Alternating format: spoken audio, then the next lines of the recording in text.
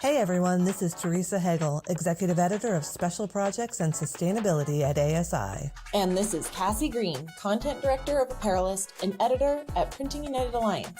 And you're listening to Branding Together, a new adventure into the converging worlds of print and promo. We're here to bring you an engaging monthly discussion that dissects just how closely each of these industries align. Whether you're a promotional products distributor, commercial printer, apparel decorator, or a little bit of everything, our topics and guests will bring the ultimate crossover conversation. When you're ready to bring your business to the next level, get lost in this month's episode, which is set to happen in 3, 2, 1. Well, I feel like we could kind of nerd out about this for a while just because you and I are obviously both very passionate about it. But I think it's maybe time to bring in our guest. What do you think? Absolutely. I can't wait to talk to Mark. Yeah. So our guest this month, Mark Pomerantz. Sorry. No, you're fine. Let's talk about it. So Mark Pomerantz is a 40-year veteran of the print industry. He is the founder of Sales Wisdom, which provides services such as fractional sales, marketing, and special projects. And this is really he specializes in the print industry, but he will work with all the people. He's got some great wisdom and great sales strategies to share. So without further ado, let's bring in Mark. Promo distributors don't make money by guessing. They make it by sourcing smarter, quoting faster, and working with suppliers they can actually trust. That's why the pros use ASI to access wholesale pricing, legitimate vendors, and the tools that help you win more deals.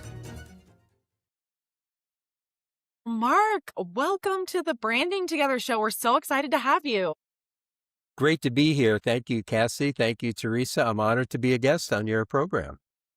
Absolutely. Well, your award-winning program, should I say. Right. Well, thank you. This is the first episode we're recording where we knew we were winning something. So very exciting. Yes. When I first met you, it was my coworker, Allie, kind of connected us. But then you were also a Printing United Expo All-Star, which is super fun. You've got this great voice in the industry.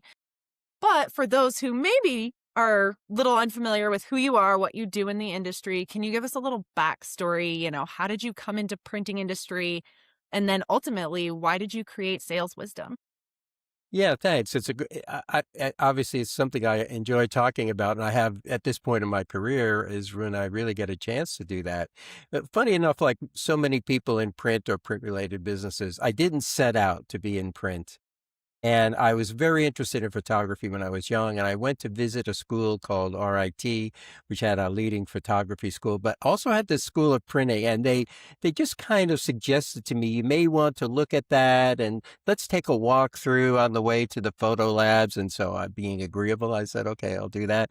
And we went through, and I fell in love immediately. I saw the big presses and got to talk to some students and some professors, and there was no turning back. And so from that point, I've really spent my entire career in the print industry, and the first half or so maybe on the marketing and product side, and then the second half of my career in sales, most of it working for OEM technology vendors, but I did work for printing companies a couple of times.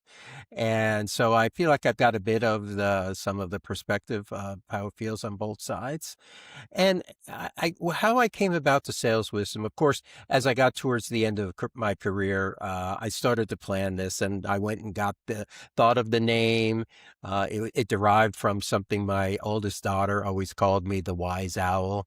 That was her nickname for me. So we played on that, and she's a graphic designer, so she's helped me with the website and to build the foundation of the business as well. And I wanted to do some of the things I wanted to do was, of course, I wanted to share my experience and wisdom and make a small personal business about it. I didn't try and build a large consultancy. That's not my plan. There's plenty of people out there able to do that, but I do more personalized special projects for people I know and people who know me. So that's kind of about half of what I do. And then the other half, I spend time trying to give back to an industry that gave so much to me for 40 years, right? So I love doing things like this. I love creating my own series as well. I love being an all-star. I like doing anything that helps people along, connect people to job opportunities or business opportunities. I just feel it's really important to do that, to perpetuate the health and the strength of the industry. And like I said, the industry has given so much to me over the years. I felt very much heartfelt and duty bound to give back as well too. That's awesome. And I love the wise owl. That's I know. Yeah. so Yeah. is that nickname like said tongue in cheek, or is she totally serious about it? I think, she has a sense of humor. My oldest one, a little bit like mine. So there's definitely a little tongue in cheek there. But she was serious, and she would, like most teenagers, they come to you for advice or an answer only when things are very desperate or they need it, right? So I know. I got a that's 14-year. when I would be the wise owl, right? Okay. So. Um, so my actual question is what have you found to be the biggest challenge that business owners in the industry face when it comes to sales and growth opportunities? Yeah, and this is an ageless question, and there's of course there's so many to choose from. I don't say that in a negative way. They just are small and medium, family owned and private owned businesses. It's always a challenge. So I gave this really a lot of thought, and if I have to choose one, I would choose when we're thinking about growth, because that's the question, is how do you approach the business as demand creation? Can you create demand, or are you fulfilling demand? And they might sound similar, and there's always a need for both in any business. But if you're not creating some type of demand over and above what's being asked of you, over time, you're just going to be asked less and less and less, or have to price it lower, lower, lower, right? So finding ways to create demand is super important. And here's what I mean by that. And I'll give you a couple of real world examples. Just recently, I was talking to a salesperson on the print side and asking them about their promo business. And one of the questions I asked was, you're doing direct mail, are you doing things like, do you include a magnet, a promotional magnet in your direct mail? Because there's, a lot of data that shows that increases responses. And the answer I got back was, well, nobody's asking for it. Yeah. And I said, because I knew this person well enough, I said, so nobody wants better results? No one's asking you for better results? And so that's one thing. And another example I can give you is I'm involved with the Print Mastermind sessions. I don't know if you're familiar with that, or some of the audience might be. And I was just listening on one recently, and they were speaking about quoting. And the question to the group was, when you get a quote or a request, a proposal request, do you quote back just exactly what the client asked for, or do you try to add other things? And most of them just fulfilled what was provided to them. And they were either fearful or didn't know how or didn't want to.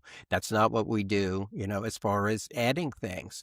And so that's what I mean by demand creation. I don't think you have to have a fancy strategy. You don't always have to have new equipment. You don't have to always have some consultant to tell you how to do it. There's small embedded steps you can take in your own business today, right? Including things that, in a shipment that goes out. And so people see it and they say, hey, I didn't know you guys did this. Can you do this for us? And that could be a promo item. It could be a mail piece. It could be anything like that. And so those simple steps of demand creation, if more people did that, I feel like it would just even increase the total amount of what is printed. And ultimately, I think that's what we want to do in the industry. Yeah. Well, I feel like that topic just by itself, we could dedicate an entire podcast episode to. And it's one of the things Teresa and I have talked about on previous episodes, is this idea, this mindset of creating this experience for your customers. You do that by creating the demand, like you just said. Even though we could spend an entire episode talking about that, I actually kind of want to ask you about something else that you brought up, which I think is, it's this idea of convergence. It's how this podcast was sort of born, right? Is identifying this massive convergence between the print and promo industries and looking for those opportunities, even though it's not new to the industry, a lot of businesses don't really know how to fully flesh that out, or they've not explored it yet. So, kind of building on that and what you just said for our listeners, what does convergence actually look like in the real world right now? What would be your additional advice to exploring outside opportunities?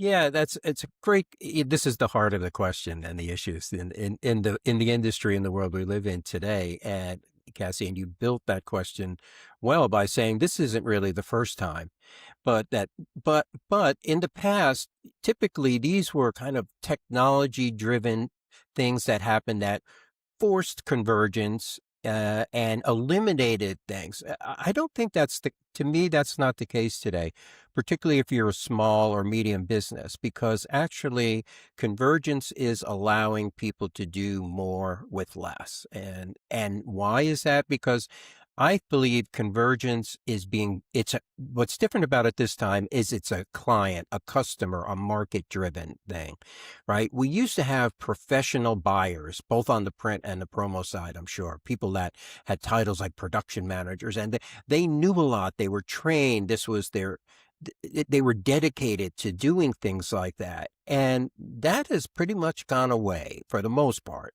Not exclusively, but a lot of that no longer exists. So who do we have ordering print and promo today? People doing that are in marketing or they're administrative positions. And this is just one of the hats they have to wear. And in many cases, maybe not their favorite, right? So what they're really looking for is they want to buy more services, more products and services from fewer people. And we used to call that consolidation and all of that. But that's why I think this is a very simple, a much simpler approach this time as it relates to convergence. Yes, technology enables us to have one type of press that does two or three different type of segment work, can do commercial print, can do things for promo. That's true, but that's not really the driving reason. That's an enabler. The clients are the ones that are pushing it, and they're pushing it because of the situations that they're in and what their organization looks like. So to me, this is a great opportunity for the small and mid-sized businesses. What used to be convergence was always swallowed up by the big companies who went out, I'm going to buy someone in direct mail. I'm going to acquire someone in commercial. I'm going to acquire packaging. And then you have these behemoths, and of course they tend to fall out of touch with the clients. But what a small and mid-sized business has going for them is they can develop strong local relationships, right? They can do things that allow them to have a stronger one-on-one relationship. Um, and when I speak to people, and by the way, Sales Wisdom, these are most common projects that we have, is someone who's looking to go, I live here today, but I want to start, gaining knowledge and move into this other type of segment of business. And one of the things that I stress to people that's very important is let the data give you the direction, but don't let the data make the decisions. That's what leaders do, right? So it's great to have data collected from your own from your own clients. Put a survey in every shipment that asks them, hey, do you buy labels? Hey, do you buy magnets? Hey, do you buy, drinkware? Do you do direct mail to promote your own business, right? And just again, drive that demand backwards towards you.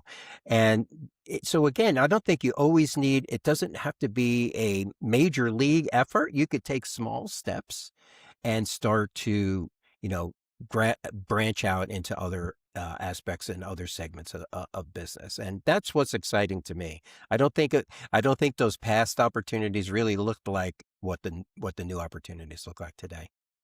Yeah, that's awesome.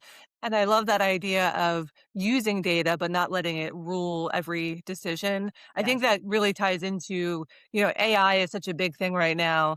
And I think some people have that tendency to just offload everything onto AI and let it make all the decisions. And it's like, that's not smart, right? Like Right, you right. can use AI as a tool, but you still need to use your own brain and be the one the human needs to be making these decisions, the executive, the people that actually, have that institutional knowledge and wisdom, right? The sales Yeah. wisdom.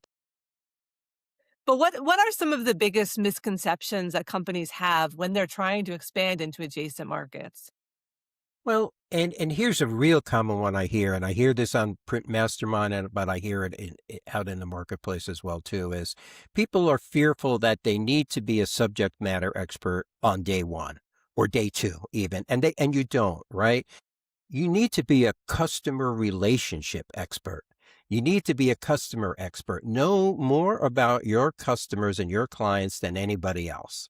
Know all about their business, what they do, what their struggles and challenges are, just as much as possible, even into just the inner workings of the company and the personal side of the owners, and as much as you can learn. And again, I focus on this is what a small and medium business really has an advantage to do versus a large company. So I would say don't be concerned about being a subject matter expert. Gather some of the data like we talked about that will allow you to make a decision. Go to your clients and get the information from them.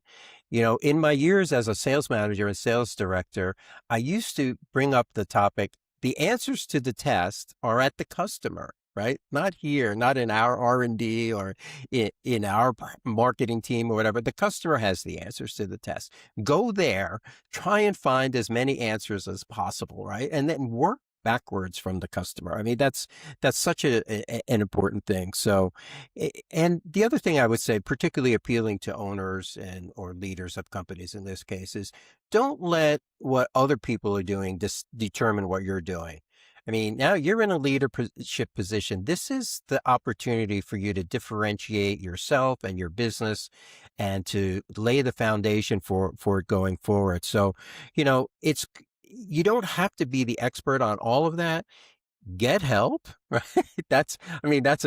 Cassie, you talked about a whole separate topic. That can be a whole Yeah, separate topic too. it could be. And probably worse for men than women, but don't be afraid to seek help, right? Join a peer group or executive coaching, or, now you have fractional leaders that you can hire part-time and, or for projects and things like that. So, I just said to someone the other day, unless you're Elon Musk, you're probably not going to have the answer to everything. So it's okay to seek help, right? And get people to help you.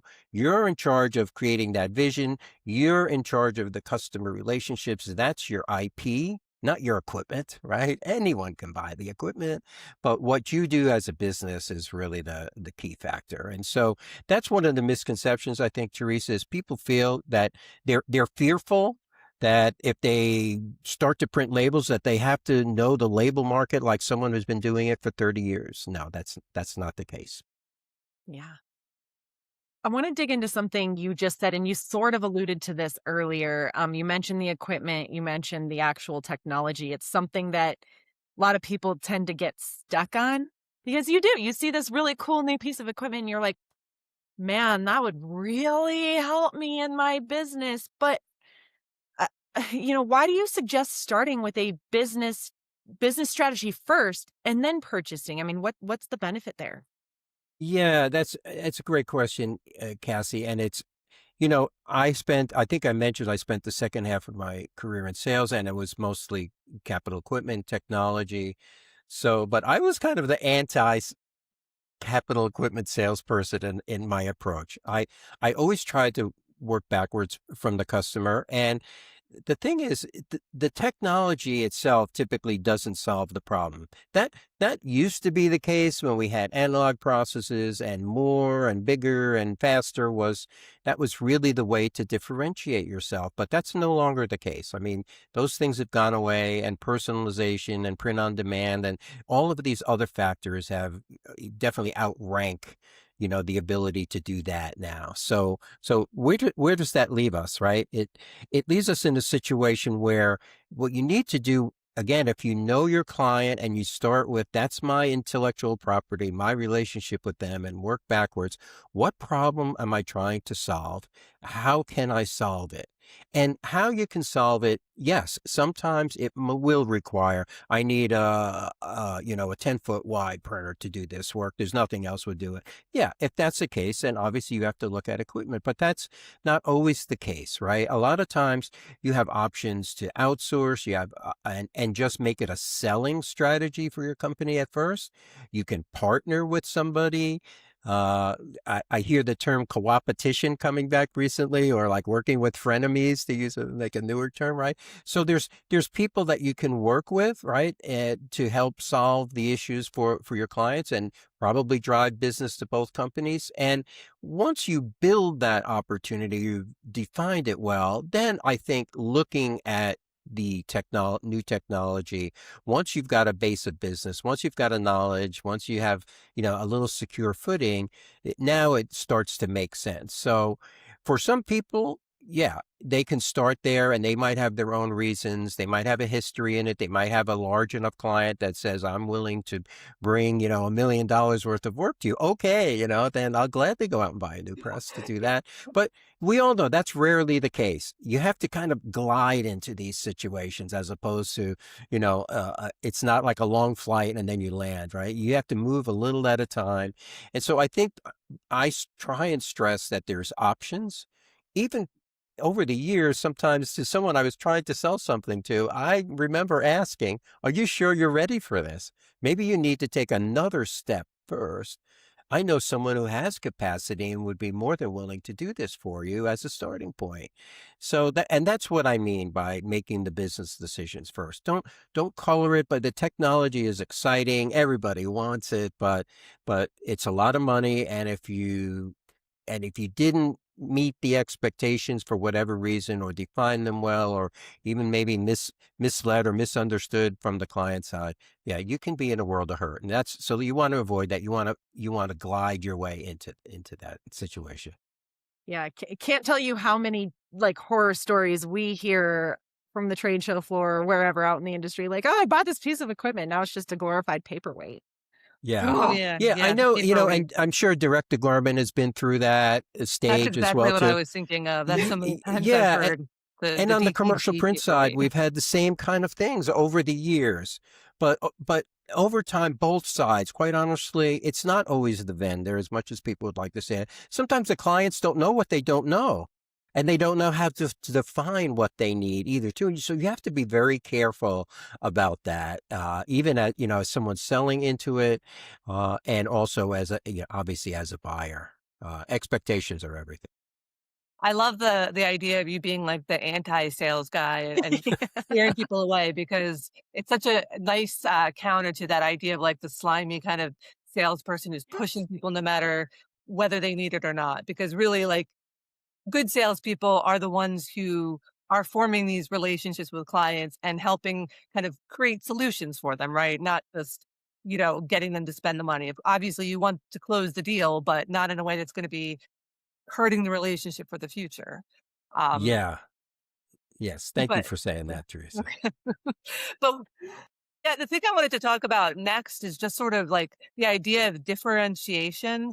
Um, Obviously in print and promo, and it can be looked at as kind of a commodity. We're all sort of providing some of the same um, items to people.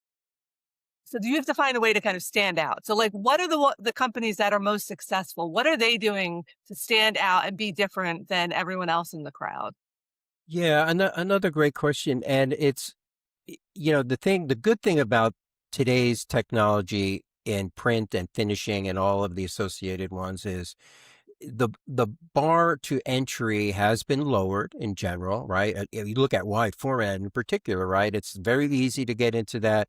Same thing for some of the promo business, to do some mini, level decorating and things like that. And then even on the digital print side, there's small entry level presses that have definitely democratized the ability to enter into this. So that's good, but at the same time, if everybody has it or so many can, you really can't differentiate yourself that way, or certainly it's very challenging. So I believe again, let's work from the customer or the buyer or the market backwards. What in general are people looking for today? Not just in buying print and promo, but but even, after hours when you're online or in a store, right? It's the experience. It's the ease of use. It's the recognition of you as a client. It's what that experience looks like and how authentic it is. And do they know who you are and recognize you? And I mean, my goodness, how Amazon, it didn't become big because they just sell a lot of things cheap, because they don't. They sell a lot of things, but they created an experience that made it very easy for people to use. Whether you like them or individual likes them or not, they've done that successfully. And in our own small way, I believe, our industry should be focused on similar things. Now, it doesn't mean be everything to everybody, but I think what it means is a company that's on one playbook, right? You're asking what is the, how do you differentiate advantage? It's the culture, the teamwork that you can build with your organization that's going to differentiate yourselves. And again, I keep saying, the customer is your intellectual property. Your relationship with them is. So if you can have a team that's on one playbook, everybody knows how to talk about the company, what we do, who we help, what kind of solutions we provide, what kind of business we're in, how to describe our business. And that can be the accountant, that can be the service person, that can be the customer service person, that can be the salesperson, it can be the owner. You should all be working from the same playbook. And so a company that will do that, and share that amongst their company, so that everybody knows how to tell that story, and create that kind of teamwork environment and focus more on results than process. We have way too much focus on process in our industry with all the private equity ownership and the KPIs and the spreadsheets. I never liked that stuff, and I still don't. So I'm on a crusade kind of against that. And I truly believe that we are entering a good growth period in general, and I believe print and promo can benefit from that. And that's the way to do that. And that's how small companies become larger and more profitable and more successful. So to me, that's the main differentiator is your organization, your people. Hire well, get everybody on one playbook. And then as an owner or executive, be a leader, right? You don't have to do everything. I love that you just said you believe we're in a growth period and there's some positivity there, because I feel like 2025, there was a lot of like stagnant, even negative kind of Yeah. mindset going It was a rough around. year. It was a It rough year for a was. lot of people. Yeah. So I'm happy you said that. And I'm equally happy you said it, because it kind of plays into the next question I have for you, which is if you had to bet on one major shift coming in the industries, and this could be this year, it could be the next 5 years, 10 years, whatever. Because it is hard to gaze into a crystal ball, right? None of us have it. Yes. However, you have been watching this industry and been a part of it for a while. You've got a good finger on the pulse. What do you see coming down the pike? What's maybe a big shift or something that might be kind of defining? Yeah, definitely the most difficult question this morning. Yes. First of all, I'm really bad at betting, quite honestly. So Well, we're if not going to check up to see if you're right or not. Yeah. So it's fine. Yeah. Teresa and I have our sports books over here, like writing down. Yeah, I just wanted to warn anybody, if you're thinking about betting on something, bet against what I'm going to say. No. And I think in the past, usually the answer to this question was some technology that was coming, right? Could have been direct to garment a few years ago, right? It could have been inkjet printing in commercial, that type of stuff. I believe most of the print and related technologies are mostly mature right now. And what you're going to see over the next 5 years, if we're looking at that, is it's just small incremental refinements, optimization, et cetera, of all of that. I don't see anything breaking through that's going to be a complete game changer. And as we all know, even if something new comes out, it takes years, right? So to me, from a technology perspective, the next 5 years are relatively stable. So going back to what we said earlier, it's probably a good idea to, in this 5-year period, to invest in technology, because I don't think you can buy something and fall behind quickly. What I think is it's already happening. What I would say is, and I know convergence is the big thing, but I really believe if you think about the way convergence was done previous generations, let's say merger and acquisition and so on, I don't see that. That's going to be part of this, of course, but it always is. But right now we're in a period of converging between two businesses. I see it moving to where it's fusion, meaning it becomes really more like one, right? Then it's not convergence anymore. And think of all of those people out there buying print, promo, labels, packaging, etc. And when they want to buy from fewer people, more products and services, as an industry, we need to fulfill that. So we can't show up with six different companies with 12 different invoices for one project or two projects or something that the marketing team wants to accomplish, right? We have to make that work together. And so right now you have, like, if I made some generalizations, the print industry is really good at manufacturing optimization and not really great at marketing and understanding the customer base. The promo is to me more the opposite. Very good at marketing, understands their clients, not that great on the manufacturing optimization side. If you think about bringing that together, that to me is ultimately a very powerful force, I think. So I would say the biggest thing to me I see in the next couple of years is moving from convergence to fusion. Really, because it starts to become one. And I that's don't when know. it gets exciting to me. Did you just give us the headline for I this was gonna episode? say. From convergence to fusion. Like Sure. it. Yeah, thought of that Um, one on the fly. So yeah, hey, if you like sometimes it, some of the best ideas come like, off the cuff like that. So this has been a really, really great conversation. I feel like you shared a lot of awesome nuggets of wisdom for people, things that we're going to kind of think about for, weeks and months to come. But we're coming to the end, and Cassie and I always like to end on a fun, not so serious note. So here's the last question for you. You have to open a themed restaurant based on a movie that has nothing to do with food. What movie do you pick and why? yeah, I love this question. I do. I thought that I told my wife about it as well too, because I know she would like to, give me a little feedback as well too. And I was trying to decide, okay, am I going to choose my favorite movie or choose my favorite food? What's going to be the driver for this? And so I couldn't come up with a movie that would match my favorite food. So I went with my favorite movie, which is Casablanca. And a real classic.